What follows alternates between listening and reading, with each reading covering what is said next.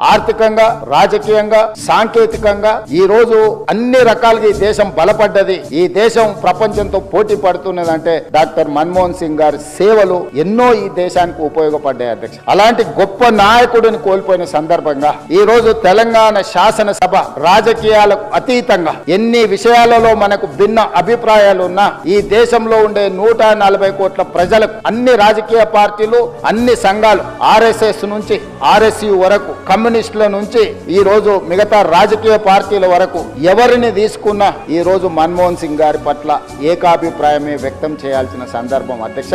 అందుకే మీ అందరి తరఫున సభలో అందరి సభ్యుల సంపూర్ణ సహకారంతో డాక్టర్ మన్మోహన్ సింగ్ గారికి భారత రత్న ఇచ్చి వారి గౌరవాన్ని ఏ పదవులైనా ఏ హోదాలైనా వాటికే వన్నె తీసుకొచ్చిన మన్మోహన్ సింగ్ గారు. అందుకే ఈ రోజు వారికి భారత రత్న ఇవ్వాలని తమరి ముందు ఈ సభలో సభ్యులందరి ఆమోదం కోరుతూ ఈ తీర్మానాన్ని ప్రవేశపెట్టిన